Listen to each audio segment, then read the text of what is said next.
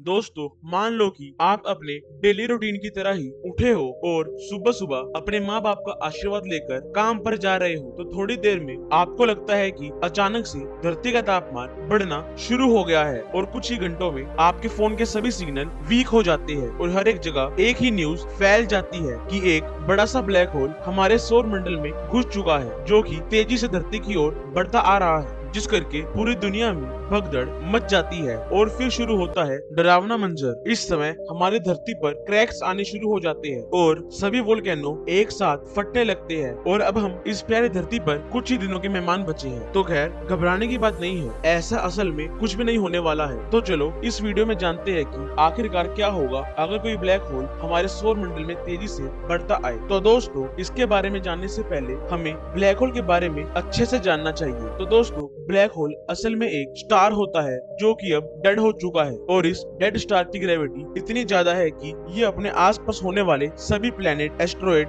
या फिर सन को अपने अंदर समा लेता है और साथ ही साथ ये ब्लैक होल लाइट तक को भी अपने अंदर से बाहर नहीं जाने देता, जिस करके ब्लैक होल हमें असल में काला दिखता है। और असल में जो हमें ब्लैक होल दिखता है वो उससे कई गुना ज्यादा बड़ा होता है, क्योंकि ब्लैक होल असल में एक लार्ज मैटर होता है जो कि कंप्रेस होकर स्मॉल मैटर में तब्दील हो जाता है। तो चलो अब टॉपिक की ओर बढ़ते हैं। तो दोस्तों, अगर ब्लैक होल हमारे सौर मंडल में एंटर करता है तो ये हमारे लिए काफी पैनिक कंडीशन होगी, पर ये पैनिक कंडीशन डिपेंड करेगी ब्लैक होल के साइज पर। अगर ब्लैक होल छोटा होता है तो तब भी हमारे पास बचने के चांस है, पर अगर हमारी मिल्की वे गैलेक्सी का सबसे बड़ा ब्लैक होल सैजिटेरियस ए अगर गलती से भी हमारे सोलर सिस्टम में एंटर कर जाता है तो हाल कुछ और ही होंगे। और इतना ही नहीं, इतना बड़ा ब्लैक होल कई लाइट ईयर दूरी तक अपना इफेक्ट डाल सकता है। तो हमारा सौर मंडल तो उसके लिए एक राई के दाने से भी छोटा है, क्योंकि अपने लाइफ टाइम में एक ब्लैक होल लगभग 350 से 400 सन्स को अपने अंदर समा सकता है। और फिर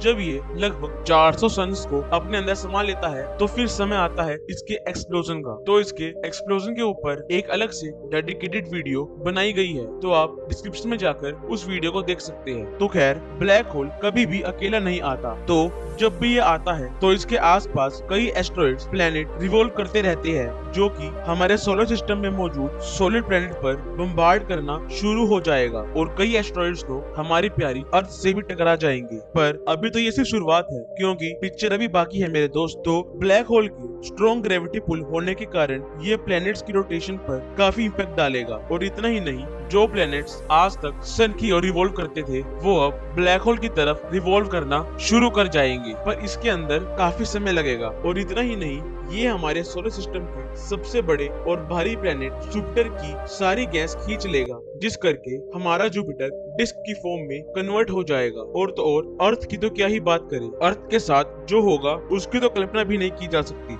सबसे पहले तो जब ब्लैक होल अर्थ से काफी दूर होगा तब से ही वो अर्थ पर इम्पैक्ट डालना शुरू कर देगा, और वो ऐसे कि ब्लैक होल हमेशा एक्सरे और गामा रेज जैसी कई टॉक्सिक गैसेस को या फिर रेडिएशन को रिलीज करता है, जिसके परिणाम स्वरूप जब ये गैस अर्थ तक पहुंचेगी तो ये अर्थ की सराउंडिंग पर मौजूद ओजोन लेयर को तहस नहस कर देगी। और ये प्रोसेस लगभग 1 महीने तक चलेगा और ऐसा होते ही सन से यूवी रेज अर्थ में एंटर करने लगेगी, जिससे हमें स्किन कैंसर की तरह जानलेवा बीमारी से जूझना पड़ेगा। और जब ये ब्लैक होल भी हमारी धरती के पास में आ जाएगा तो उसके ग्रेविटी पुल के कारण अर्थ पर वोल्केनोस तो इरप्ट होंगे ही, साथ में हमारी धरती की टेक्टोनिक प्लेट्स भी फटना शुरू हो जाएगी। और इस डरावने मंजर को देखने के लिए शायद ही मनुष्य जीवित बचेगी। और इतना ही नहीं, जब ये ब्लैक होल हमारे सन के पास पहुंचेगा तो ये हमारे सन की सारी एनर्जी को अपने अंदर सोख लेगा और अपनी ग्रेविटी के जरिए सन को भी अपने अंदर खींच लेगा। और अगर फिर भी कोई प्लेनेट बच जाता है तो सन के खत्म होते ही वो प्लेनेट भी टुकड़ों में बट जाएगा और वो भी फिर ब्लैक होल में समा जाएगा। और ऐसा इसलिए क्योंकि हमारे सौर मंडल में जितने भी प्लैनेट्स हैं वो सब सन से ही बने हैं और सन ही उनका मेन सोर्स ऑफ एनर्जी है। और अगर सन ही खत्म हो जाएगा तो उस प्लैनेट की एनर्जी भी अपने आप खत्म हो जाएगी। और हाँ, इस चीज की सिर्फ कल्पना ही की जा सकती है, ये चीज पॉसिबल है ही नहीं, क्योंकि पहली बात तो हमारे सौर मंडल के इतने करीब कोई भी ब्लैक होल नहीं है, और अगर कोई ब्लैक होल है भी तो वो काफी छोटा है, जिसका इफेक्ट हमारे सौर मंडल पर नहीं पड़ सकता। और साइंटिस्ट के द्वारा हमारे अर्थ के सबसे क्लोजेस्ट ब्लैक होल का नाम है गया BH1, जो कि हमारी धरती से करीब 1600 लाइट ईयर की दूरी पर मौजूद है और ये ब्लैक होल 2022 में डिस्कवर किया गया था। पर हाँ, एक बात तो है, अभी तक साइंटिस्ट स्पेस के बारे में 1% ही जान पाए हैं। मतलब कि हमारी धरती के पास और भी कई ब्लैक होल हो सकते हैं, पर उनका साइज इतना कम है कि वो अपना इफेक्ट अभी किसी भी ऑब्जेक्ट पर डाल ही नहीं सकते। पर कुछ लाखों सालों के बाद नेवर नोज। तो खैर, अगर आपको इन्फॉर्मेशन अच्छी लगी तो वीडियो को लाइक करना और चैनल को सब्सक्राइब करना। हम मिलते हैं आपसे नेक्स्ट वीडियो में, तब तक के लिए जय हिंद, जय भारत।